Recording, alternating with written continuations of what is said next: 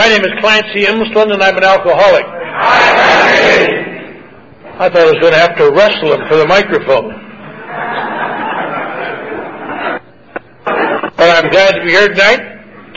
Glad to be sober. This auspicious meeting again, once more. I thought I got a little disappointed. I thought there'd be a little gift or something for me. Well, when I tell you why, it'll bring tears to your eyes. Now, this is the 24th anniversary of this group. But I also spoke at the first meeting of this group where Ken got sober. So I was here that year, and then 24 more times, so this is my 25th visit to this group. And I thought maybe there might be just some little token. And there was. They took away the parking spot they used to say about the front. Someday you'll be old and you'll be sorry. But anyway, I'm glad to be here, and I'm glad to see all the birthdays. Some of the birthdays, like Ken's birthday, I've seen every one of his birthdays. Well, except the one year he was in Europe. But I watched him get his first birthday cake as kind of a charming young man, and little by year, he's like the painting of Dorian Gray. He's hard and bitten and cynical and vicious and cruel, and I've stayed young like Dorian Gray. So, and all the other, and Carlos, and watch him from the first time you get seeing here, and a lot of people. And if you're new tonight, or if you're just kind of coming around AA, it doesn't seem like much. It seems like some dreary procession of people who come up here to get awards and cakes and be allowed to talk, and who've given up drinking in their lives and become wonderful, and down deep within yourself, I'm sure you have the same feeling that most of us have had when we came here. This is all very nice. There's no question it works. It's a wonderful place, but not for people like me. And they say that inside, sometimes outside, but usually inside, those 4 words that probably the unifying characteristic of every alcoholic in the world at one time or another. My case is different. My case is different. And that's what causes so much problems for people like you and me. That's why some of us come here and slip for a long time before we make it. Some of us come here for a long time and slip and never do make it.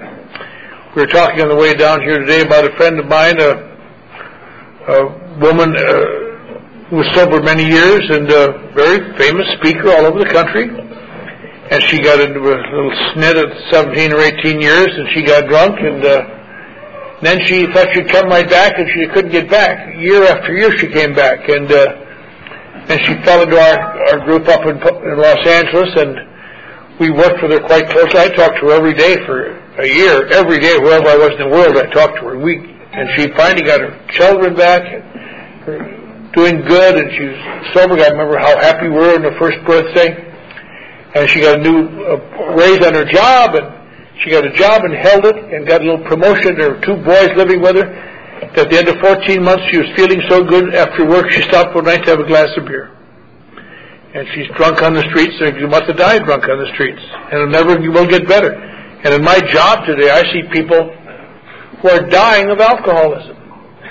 People who at one time or another look like you and me, but they're dying of alcoholism. I see people going across the edge into irreversible brain damage, called Korsakoff syndrome, or a wet brain, but really is a dried out brain where they no longer can function. They wind up in a hospital where people feed them and change their diapers 3 times a day, and they can never get better because the brain cells do not regenerate.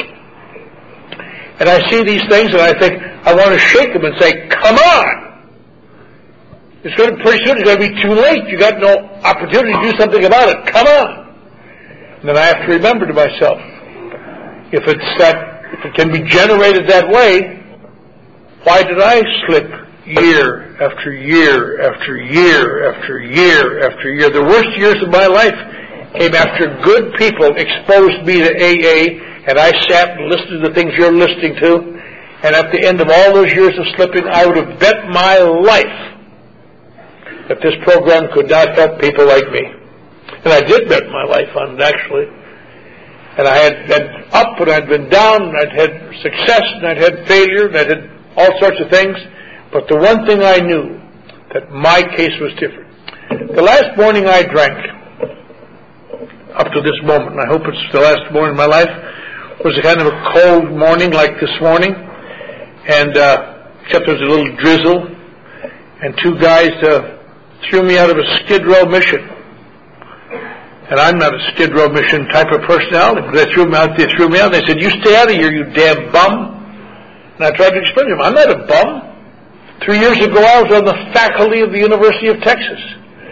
Ads that I helped write, the old Elsie Delmer ads, were running a very week in Life and Time and Saturday Evening Post. I've had my picture in the New York Times for achievement. How many people do you know have their picture in the New York Times for achievement? But it's hard to explain these things in midair. You know,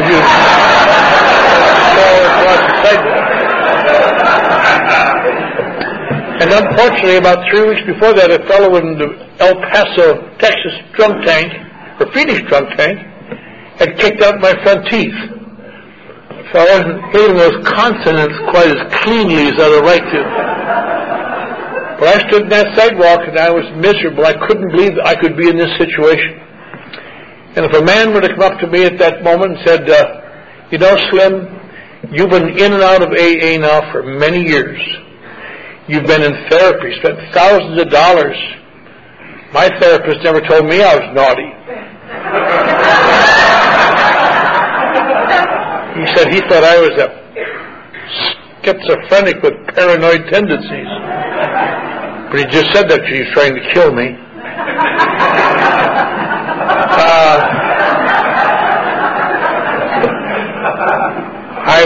I've done a lot of things. I've been everywhere. And now this guy would have said to me, "Look, Slim, you're down to 100 pounds. You're dying on a street corner. You've lost your clothes. You've lost your home. You've lost your career. You've lost your front teeth. You've lost everything. You can't think of a personality except to collect phone calls."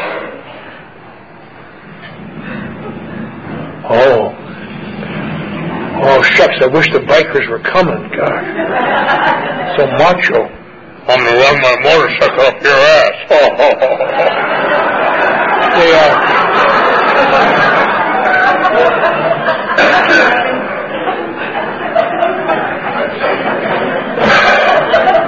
And he would have said, "Ken, couldn't you admit you're an alcoholic?" And I'd have to say to him, "But I'm not an alcoholic. It is not the way it looks. It isn't the way it looks."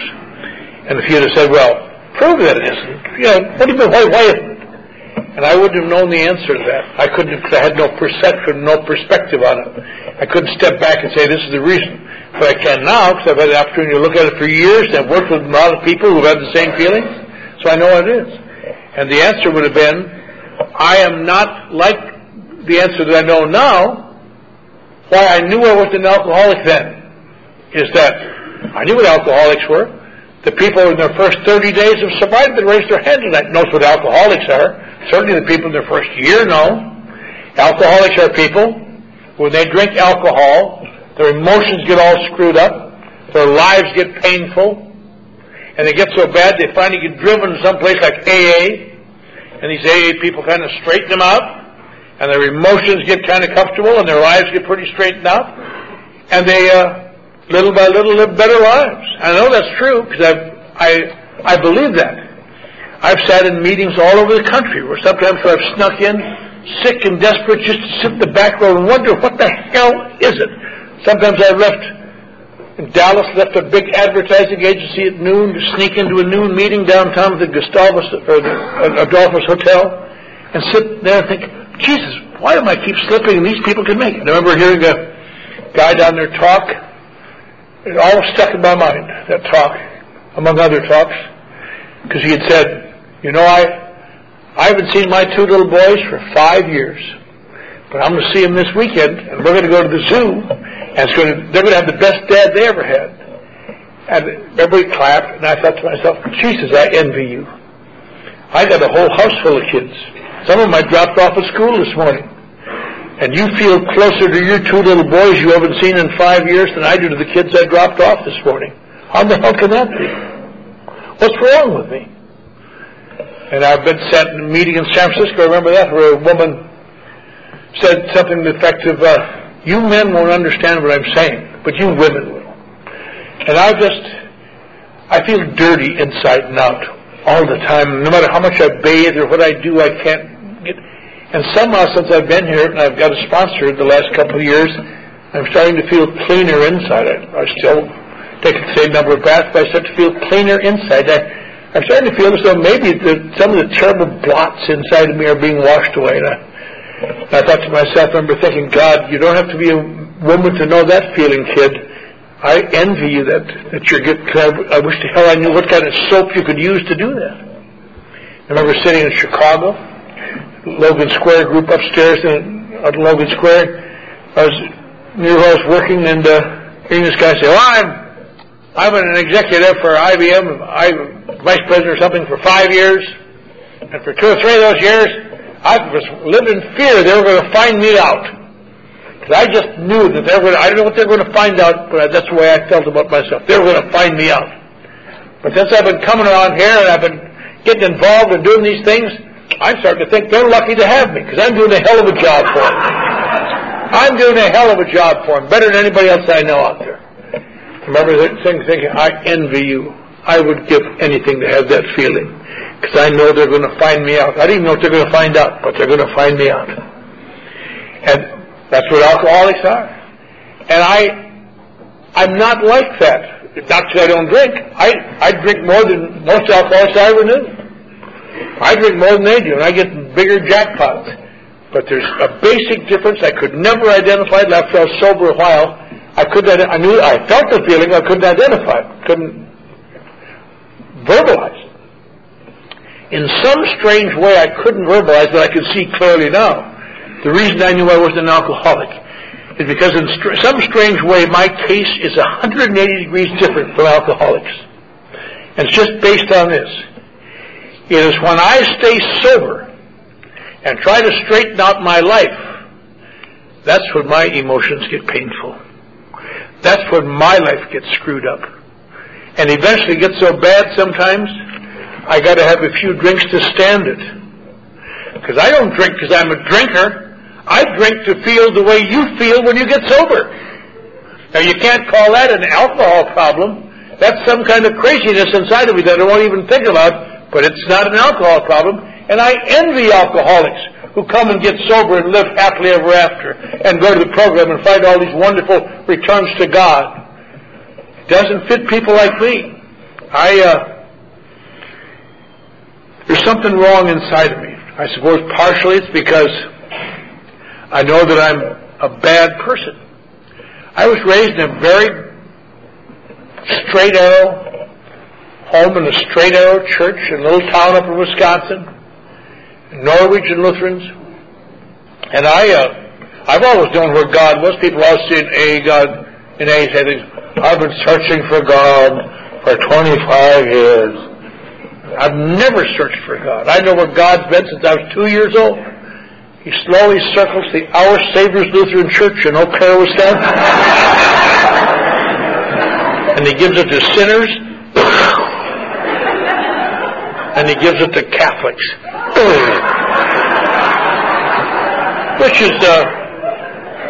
Which I guess is reasonable if you want to go to heaven.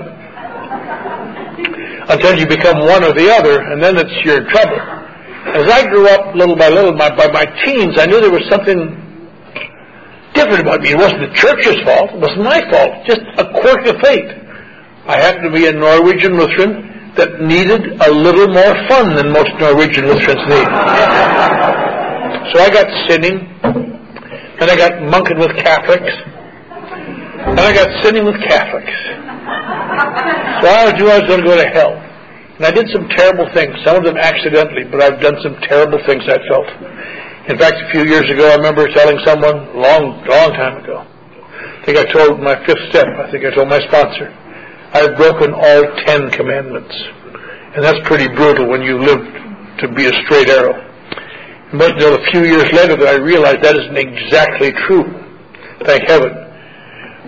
I could sit around on porches with other imitation intellectuals and discuss all sorts of insights and secret feelings. I could read Nietzsche, and I could read Schopenhauer and Immanuel Kant, and I could do all sorts of things. But when you wake up at 2 o'clock in the morning and you can't get back to sleep, the knowledge is there. You're terrible. You're bad. You're going to go to hell. It's like Hitler said, you give me their minds till they're 12, and there'll be a little bit of them that's a Nazi when they're 90. And that's one of the reasons I couldn't stand it. And I had other reasons. The other reasons were that I have strange emotions. I don't know where they come from, but they come from somewhere. For some reason, I've always felt like there's something missing in me. And I don't know what it is. But other people seem to recognize there's something missing in me. And once they get to recognize that, they don't like me anymore. So much of my life has been spent in playing roles to keep people from finding out that I'm not what I'm trying to pretend to be. Just one role after another, just a continual role, without even being aware of it. You can walk down the street and do 5 different roles in 2 blocks, depending on who you met, and deciding, what is this girl looking for? What is this employer looking for? What does this guy in the bar want to talk about? Which role should I... It's just a continual series of chameleons. But always knowing if they get too close, they won't like me. But sometimes you get lonely, so you let people get close.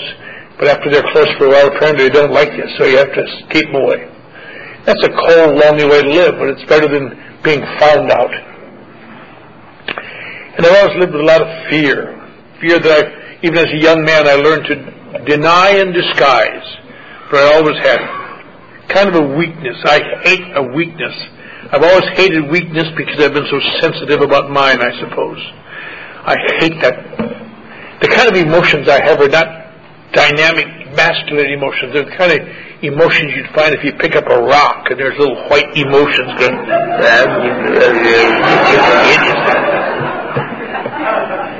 Well, I said the feeling that I'm probably a big feeling that one of the few I could identify in my life. In some way, for some damn reason, I'm just too sensitive. And I hate it. But people can hurt my feelings just like that.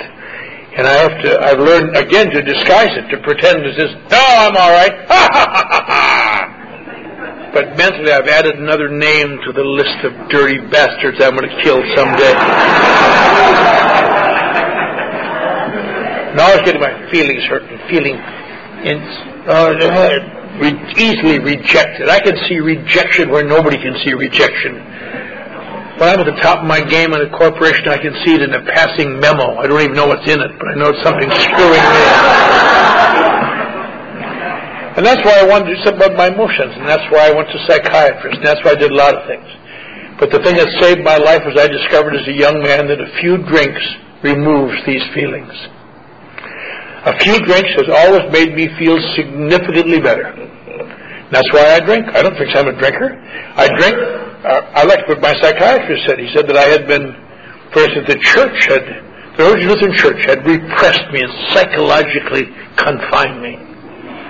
And when I drank, and probably something bizarre, it was because of natural release of pent-up emotions. I said, yeah. But I could never get a cop to believe it. I have pent-up emotions. I'm breaking. Oh, shut up and get in the car. Yeah.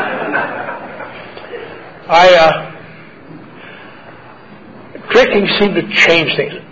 Looking back at my life, I know what drinking does for people like me. I didn't know at the time, but again, always that retrospect. Drinking takes people like me, who never feel like they're quite enough. And if alcohol does for you what it does for me, a few drinks often makes me feel more than enough. Hey, baby.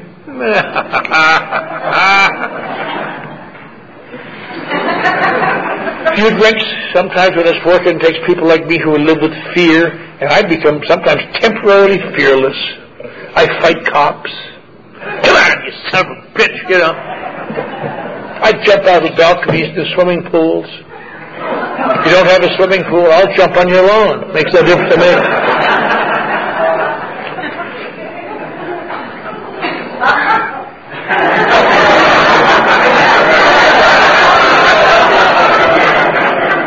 I don't care. I don't don't mind him leaving, but he's stealing my car, the son of a bitch. Anyway. It takes a person like me who's been so sensitive to rejection. At times I've been afraid to ask my wife to dance. What if she said no? When I have a few drinks, it looks different. The best example of that, I must have said it 1,000 times. I have to say it one more time because I don't know a better way to put it. It's happened to a lot of people in this room, guys, I'm sure. But you sit in a bar late at night, you might have had a bad day. People looked at you funny, things were tough. You have a few drinks, and you see a literal miracle take place in front of your eyes. You watch some old beast gradually become beautiful.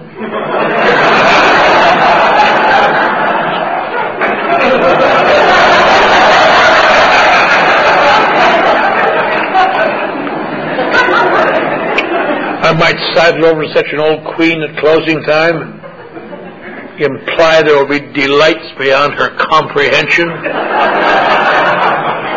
Would you like to join me in the old Chevy? Now, if she would say, no, God, if I were sober, I'd hang myself right there. Well, I wouldn't be in there asking the question if I were sober, but I've had a few drinks. I don't feel rejected. I feel sorry for her. Too bad, bitch, don't come begging tomorrow.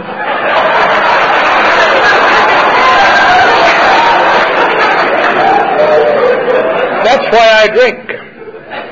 To drink to feel like you look. And sometimes I drink too much, and sometimes I get in trouble. I was sent to my first AA meeting in 1949. That's a long time ago. Most of you little snots weren't even born. We love you. And I came around for a little while, but it's for people who drink, not for people who feel. It's for people who drink. And I went to AA off and on from thereafter, and I went to psychoanalysis, nothing. And I drank, but I, from time to time, control my drinking, or at least a little bit, and I became somewhat successful. Then I'd have a failure, then a success, then a failure. And I thought I was kind of holding my own until the day I found myself being thrown out of a Skid Row mission with everything gone. And I stood outside on the sidewalk and watched myself drip out my own sleeve, and there wasn't a thing I could do about it, and I knew I wasn't an alcoholic. I knew there was something terribly wrong with me, but I'd been trying to disguise it from the world so they wouldn't put me back into the insane asylum I'd been in Texas, where I'd been confined indefinitely for committing suicide because I'd tried to stay sober too long. That's how bad it got. And I could, what could it possibly be? But it was raining. I didn't know what to do. So I walked 71 blocks out to the corner of Wilshire and Fairfax, where there's a little AA club that I'd been asked to leave a week before for being drunk and fighting and cursing him. And I hated to go there. I just despised it. I just hated it. And to take crap from people that a few years ago I wouldn't hire to mow my lawn, and now they're giving me some kind of crap. And not only hated this club, but it was full of AA fanatics. And I don't know if for a thinking person, that's the worst kind, I'll tell you. I don't know if you know what AA fanatics are, for example. Now, I am by nature not a mooch. I've never been a mooch much. But sometimes you have to let people know what you need so they know how they can help you. And you go to a group of AA fanatics and I say, well, I have no place to stay, and I haven't been eating, and I'm rather sick, and I have no clothes. I lost my clothes somewhere. And I have no place to turn, and I've lost my family. And if I only had some place to stay and something to eat, do you know what AA fanatics say to that? I say, go to a lot of meetings, work the steps, it'll all work out.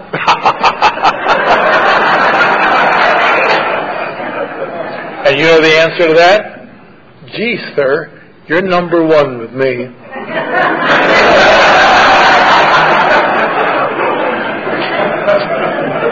But I hung around that damn club, and I had no idea that that would be my sobriety date. I didn't intend it to be. I didn't want it to be. I've said this a lot of times, but I always think about this a lot. I don't suppose there's anybody who slipped as long as I did, almost 10 years, and was dying on the street on my last drink, a basket case, and who eventually got sober. He's been sober as long as I have, because that last drink I had was 1958. That's a long time ago. I want to tell Dick tonight, it's nice to see you younger people staying around the program. But a person like me, he doesn't get a chance to hear that much, so I want to give to him tonight. But a person who's stayed sober, I'm sure no one like me who hasn't looked back and thought, what the hell was the difference this time? What was the difference? What made the difference than all the other times? And I think, I wish I knew that, not so much for my own information, but I wish I could convey it to people who can't stay sober. Like that woman in our group who's dying, used to be in our group, who's dying, and other people. Because I was a long-term slipper, people send me long-term slippers from around the country. I got one now from Texas and one from Wisconsin I've been working with off and on. And as though I had some magic answer. I don't have any magic answer. I wish I had something to tell them that would make things all right, but I can't. You can't give people sobriety. And the best example of that I think of was that 2 or 3 years ago in my backyard, in the driveway, tried to teach my grandsons, John and Joe, to ride a bicycle. I had a small bicycle, and I put them on, they'd fall down, and bloody nose and skinned arms, and I would give anything if I could take the fall for them. I would love to just have that bike and let me fall down, get my nose bloody, because it makes me cry when I see them fall down, get hurt. But you can't. You know that. You have to put them back on the bike and say, here's what you do, Joe. Move your legs and steer. I don't want to do this anymore, Grandpa. And the answer to that is, yes, you do, Joe. You just don't know it. You wouldn't want Grandpa to kill you, would you? I wouldn't say that. I'd just imply that. But, and if they keep doing it as these guys did, now, all of us, I'm sure most of us in this room have had this experience. It's something you never think about. You just take it for granted. But most of us, at one time, out of nowhere, in one moment, out of nowhere, in a way that you can't explain and never will explain, you suddenly get a sense of balance.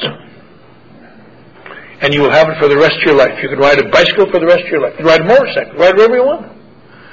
But if your life depended on it, you could not give that ability to somebody else. All you can do is put them on the bike and say, here's how you steer. Sorry you fell down.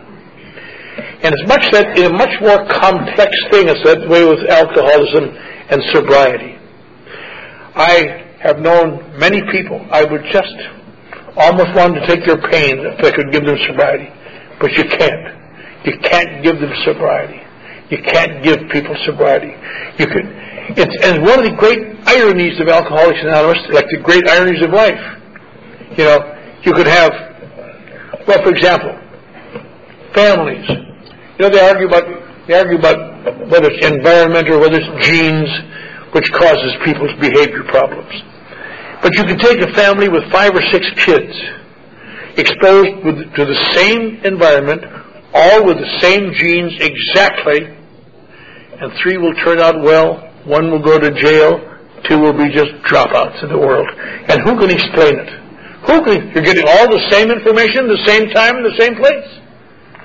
And it's the same thing in Alcoholics Anonymous. You can have a row full of people new and give them all the same information and the same hope and the same understanding and the same love. And 2 or 3 might stay, and a couple will stay a little longer, they'll go, and one won't even ever see him again. And think, what the hell was it? Nobody knows. It's a mystery. It's as much of a mystery as in the family. If there was some way to do it, don't you think the millions of grieving parents would have found a way by now to take care of the errant child, and we'd take care of the errant newcomer here, and yet we can't. And in America today, where there is more sobriety from the disease of alcoholism than anywhere in the history of the world, it is estimated about 95% of alcoholics still die drunk, or as a direct result of drinking. And I'll tell you the things that they say, what they say when they die. If they're thinking about alcoholism, they're drinking. They say things like, but I wasn't really an alcoholic. You don't understand. My problems came when I was sober. I drank to get some relief, and I got drinking too much, But it wasn't the alcohol. And what they don't know, and what I never knew, and what, if you're new, you don't know yet, that is absolutely correct. Most of us come here knowing that our number one problem is not really alcohol. It looks like alcohol, and it smells like alcohol, but we know deep within us it is not. It is something deeper and much more complex and much more painful and much more dreary and much more something that has to be kept away from other people's view. And a lot of us never stay here long enough to discover that that is truly the case. And somehow if you can stay here, somehow if you are blessed and given the great gift of absolute desperation, the one thing that people like you and me hate a lot is desperation. That's the greatest aid you will ever have to saving your life. Because desperation sometimes can get you to make you do something that your mind would not let you do otherwise. And that desperation might be to allow people, or perhaps even a sponsor, to superimpose actions over what you perceive to be necessary. And that is the hardest thing in the world. It's easy to talk about it. But when your back's to the wall and the hounds of fate are ripping at your throat, there's no time for theory now, Jack. I know you mean well, but I got to take care of number one. Screw you. You don't understand. And we all know that feeling. Or the feeling in the middle of the night, 3 o'clock in the morning, thinking, I know they mean well, but I got to get through this goddamn night somehow. Just let me get through the night, and tomorrow maybe we'll make it all better. And knowing that alcohol is not truly your problem.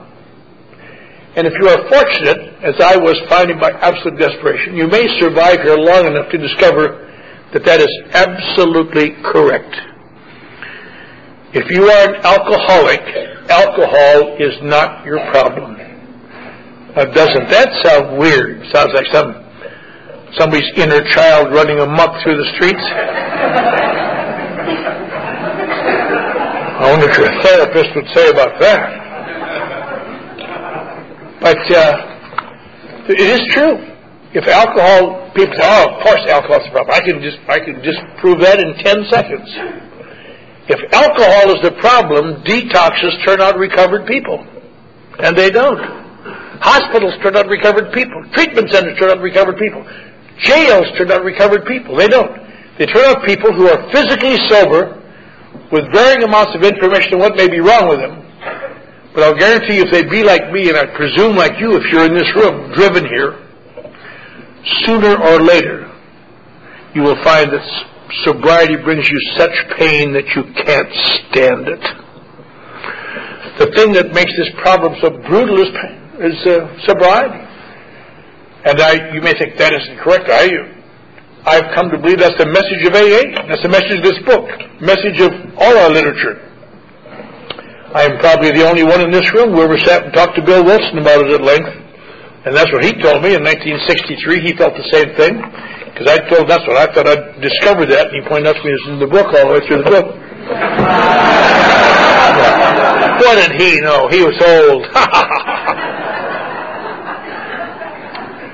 But you say, well, what is the problem then? Is it some sort of deep inner psychological conflict between the id and superego? Is there some advanced literature for people who are sensitive depressives? No, it's something you already know. And you don't even know you know it, because you wouldn't identify it. The problem here is something called alcoholism. You say, well, alcohol is not the same thing as alcohol, isn't it? And it really sounds the same, but it's much different. I'll guarantee you, if you be like me, and I presume you are if you're in this room, driven here, you will discover sooner or later, if you haven't discovered it yet, that there's a great deal of difference between these two conditions. I could talk about it for 3 hours, I suppose, but I'll put it in one sentence. An alcohol problem is overcome by stopping drinking and cleaning up your act. In the strange, destructive, emotionally eroding, almost totally baffling thing called alcoholism, you will discover sooner or later that stopping drinking and cleaning up your act has no long-term effect on your life other than to make it so painful you can't stand it. That's what makes people like us die. Because no matter what drinking is doing to us, sobriety eventually gets more painful than the memory of drinking. The curse of the alcoholic is not that you can't be sober. We can all get sober here. Getting sober is nothing. It's after you are sober when the pain comes. There may even be a flush that sometimes comes, like on January 1st, you're going to have your New Year's resolution. Make your new resolution. I'm not going to drink. I'm not going to screw up my family anymore. And there's a flush. You feel good. And it lasts for a while. But one morning, or you find yourself lying in bed again at 2 o'clock in the morning, and you can't get back to sleep, and your head is racing, and to the door, here come your old pals that were gone for a little while. Here comes desperation and fear and resentment and hatred towards people who have been screwing you around, and memories of people who have hurt you, and the love you should have had, and the situation you're in, and they come in and join you. And then I'll tell you something, folks, it won't be long now till one day you'll say those 3 words that people like you and I say sometimes. I tried it, but what's the use? My case is different. And that's a brutal thing, but when you come to understand that, you'll understand something else. That is a natural condition. You are not, the very thing that have always made me feel different turned out to be the qualification for membership here. But most people die without finding that out. I dare say there are very many long-term alcoholics who have not been to AA. I work on Skid Row, and I worked among dying alcoholics, and they all been to AA. They all been to AA. And they all know that AA doesn't work, because AA is for drinkers, and they have different problems. And I understand that, because I had that same feeling on the faculty of the University of Texas. And we've all had that same feeling. Yes, AA works, but it doesn't work for me. And that's why, if you're new or if you're weak and heavy laden, as they say, people like us have to share desperately with one another to come to understand you are not so different. One other thing must be present, of course. You must be one of the 8 or 9 or 10%, 7%, who nobody knows exactly, of people who drink alcohol who get an unusual, an unnatural reaction, which they call sometimes an allergy of the body. But what the hell does that mean? That means an unnatural reaction. So what is the unnatural reaction? Makes you stay drunk all the time? Nah. Makes you act crazy? Some people do, some people don't. I see people die of alcoholism who have never acted crazy once. They get more and more interest within. Then what is this unnatural reaction? And you don't even notice an unnatural reaction because you have no way to measure it against anything. But what it is alcohol must have the unnatural ability to almost instantly make everything all right. That's all.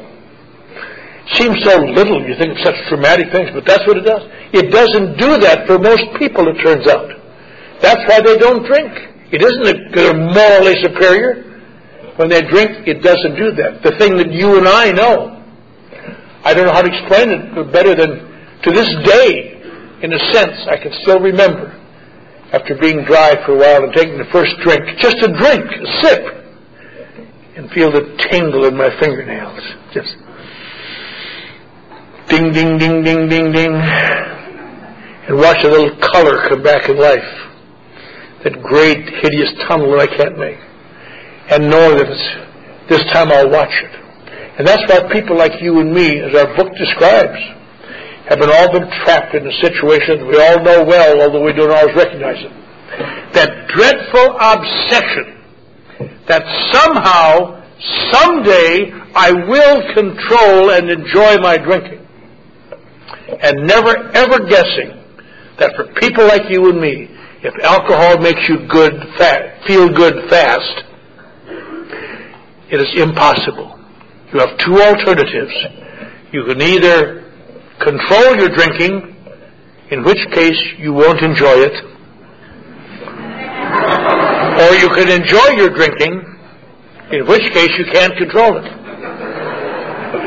But you and I do all sorts of things that book describes, changing from scotch to brandy, drinking wine only, drinking beer only, never drinking at home, always drinking, all sorts of things. Because I've got to a situation where it's obvious I can't stay sober, and drinking is getting me in a lot of trouble. So you've got to try to find, like Dr. Jekyll, try to find the right formula that'll make it all right. And one day you do. I'm all right, but they're in trouble, you know. And that's why people come here. Now you say, it's easy for you. You come off Skid Row to find these things. That's true. I came off Skid Row. On the other hand, over the years I've had the opportunity to sponsor some exciting people. Man who put the flag on the moon. Man that's won the last 2 Emmys. Clergymen. Movie stars. Psychiatrists. Doctors. 7 or 8 lawyers. Also guys who are truck drivers, guys who can't hold a job washing dishes. What do we all have in common? We don't all, none of them except me were ever thrown out of the midnight mission with my front teeth kicked out. None of them stood outside in that cold rain and wondered what the hell was wrong. What we have in common is the same thing that all of us have in common. We reached a point where sobriety and drinking were both untenable. And then you're lost. Hopeless. That position is not, it's called pitiful and incomprehensible demoralization. That's not how you feel when you're drunk. That's how you feel when you're sober. And that's why it is so imperative that you stay here and understand that sitting in a few meetings and learning to mouth the phrases doesn't mean anything. This room has been this full for 20 years. And there's an awful lot of faces who were here 20 years ago, and 19 and 18 and 17. And there's still the ones who stayed here are here. And there are a lot of, I would say it's safe to say that many people in this room now are going to die drunk. And the sad thing is it might be me, might be you. Because it happens to old-timers too, when they stop doing the things. That's why we get together. That's why I still go to meetings. I haven't heard anything new in a meeting in 25 years. But it continually reinforces what I already know. That of myself, my perceptions get so distorted that pretty soon drinking is the only answer. And the purpose of AA is not to make me highly sober. The purpose of AA, if you're new, it's impossible to understand this now maybe, is you take the actions here and you allow someone to give you the actions that are appropriate when it's necessary to do it. And you go to meetings, and you get to know people, and you shake hands and all this meaningless crap. But all of it little by little breaking down that wall, breaking a hole into the wall so someone can get in there. And little by little come to understand that you start to feel better. AA, in my opinion, is designed to do very, very slowly what alcohol does fast. It takes a long process. But, you know, it's too bad it doesn't, when you hear speakers, it goes so easy when you hear talks. Well, I was here, I got very sick. Oh, I got crazy. Oh. But I came to this program, and now I'm doing wonderful. That's really good. Oh, thank you very much. But in real life, you know, it goes much slower. Oh, I'm pretty much holding my own, I guess. That's about staying even. And one day there you are in your ass, and then you start to get better. Oh, yes, I found a new program and a new way of life, and oh, Jesus Christ.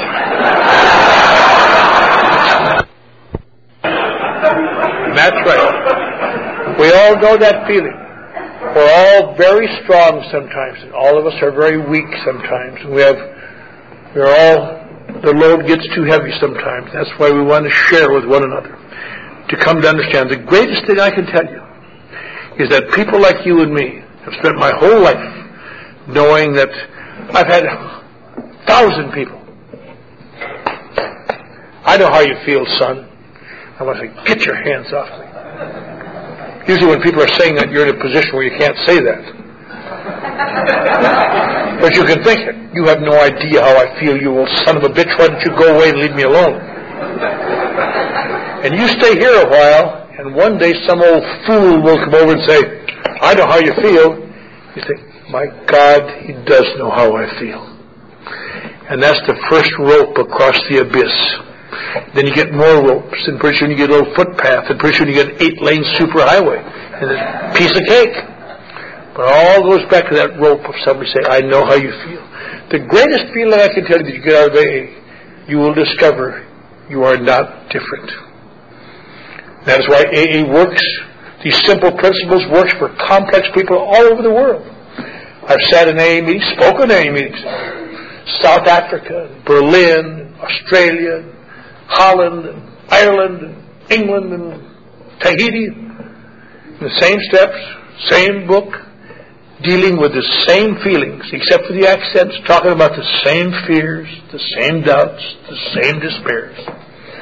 So if you're new tonight, be glad that all these boobs got these birthdays. Because they were just like you, and they're just like me. And that means they're living in the world, and they can't stand pain for 35 years. So it had to get better. And they can't stand pain for 2 years. So they had to get better. It has to be getting better. And it's here for you. Try it. Thank you.